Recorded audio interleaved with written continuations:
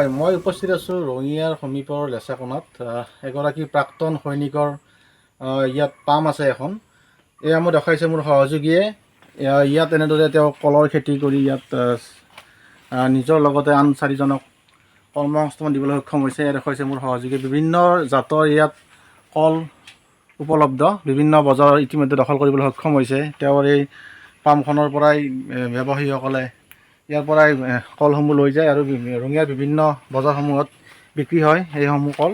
এয়া দেখুৱাইছে মোৰ সহযোগীয়ে। এই কলৰ পুলিসমূহ ইতিমধ্যে দেখুৱাইছে। মোৰ লগত উপস্থিত আছে সেনা বিষয়াগৰাকী, প্ৰাক্তন সেনা বিষয়াগৰাকী। তেওঁৰ পৰা কিছু আমি মনৰ ভাৱ জানিব চেষ্টা কৰিম।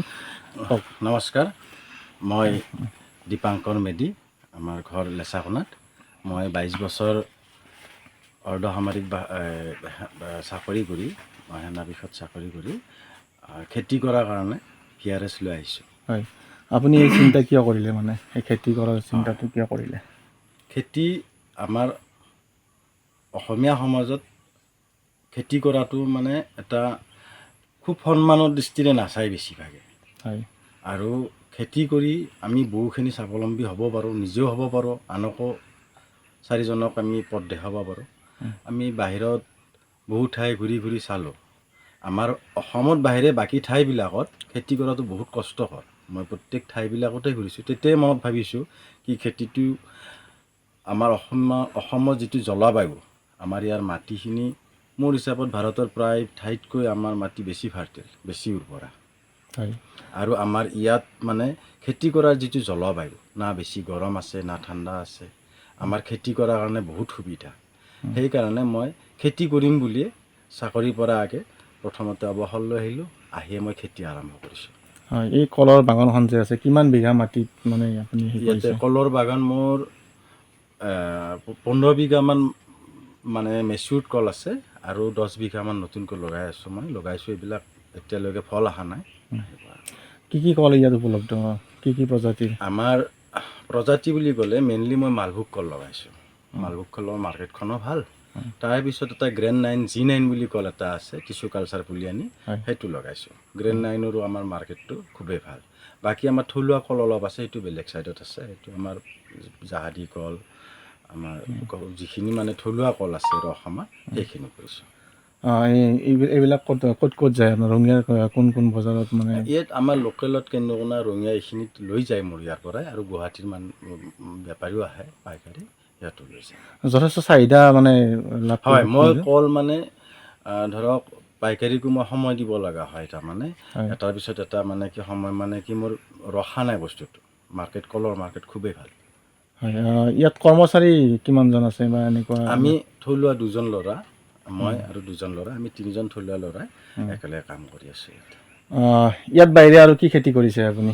ইয়াত মই কল খেতিৰ বাহিৰে মোৰ এটা মানে কেনেকুৱা আদা হালধি যিটো খেতি আছে, সেইটো মোৰ পাৰ্মানেণ্ট খেতি আছে। তাৰে পিছত মই দৈনিক যিখিনি আমাৰ খৰচ হয়, খৰচখিনি উলিয়াবৰ কাৰণে আমি শাক পাচলিৰ খেতি আছে। আমাৰ জিকা আছে, ভোল আছে, লাও আছে, কোমোৰা আছে, ভেন্দি আছে, আপোনাৰ নেচেৰা, জলকীয়া, গোটেইখিনি এনেকুৱা ধৰণৰ কেৰেলা, ভাত কেৰেলা, এই খেতিখিনি কৰা হৈছে।